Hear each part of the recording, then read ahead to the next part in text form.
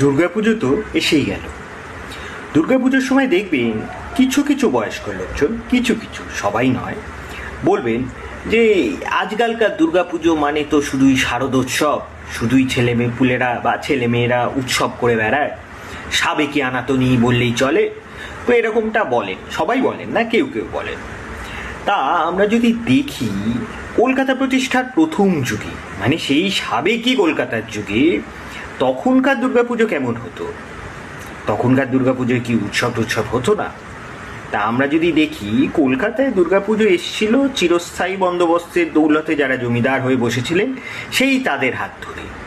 তো তারা দুর্গাপুজো করতেন বিশাল জাঁকজমক করে, আর সেই জাঁকজমক দেখানোটাও একটা মুখ্য ব্যাপার ছিল। সেই সব পুজোয় ইনভাইটেড হয়ে আসতেন সে যুগের যারা ইংরেজ বড় কর্তা ছিলেন তারা, মানে ব্রিটিশ বড় সাহেব মেম এরাও আসতেন, সস্ত্রীক আসতেন।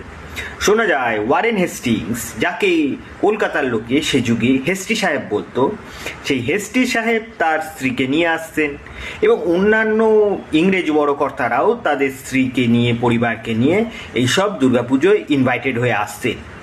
তাদের মনোরঞ্জনের জন্য মদ মাংসের ব্যবস্থা তো থাকতোই, এলাহি ব্যবস্থা থাকতো, তার সাথে থাকতো হচ্ছে বাই নাচের ব্যবস্থা। সব জমিদার বাড়িতে নয়, বেশ কিছু কিছু জমিদার বাড়িতে বাই নাচের ব্যবস্থাও থাকতো, মানে আমোদ আহ্লাদ উৎসবের চূড়ান্ত আর কি। এই ব্যাপারে একটু ব্যতিক্রম ছিলেন হচ্ছে রানী রাসমণি। তার দুর্গাপুজোয় এই ইংরেজ সাহেবরা খুব একটা আমন্ত্রিত হতেন না, কিন্তু তিনিও তার প্রজাদের মনোরঞ্জনের জন্য কবি গান, পালা গান এসবের ব্যবস্থা রাখতেন। ফলে দুর্গাপুজো বরাবরই বাঙালির কাছে একটু উৎসব টাইপ, এবং বাঙালি সেই উৎসবকে রীতিমতো মানে ভালো করে পালন করে। সেই জমিদার বাড়ির দুর্গাপুজোর যুগেই হোক বা পরবর্তীকালে জমিদার বাড়িগুলোয় প্রবেশাধিকার না থাকার ফলে তৈরি হওয়া বারোয়ারি দুর্গাপুজোগুলো।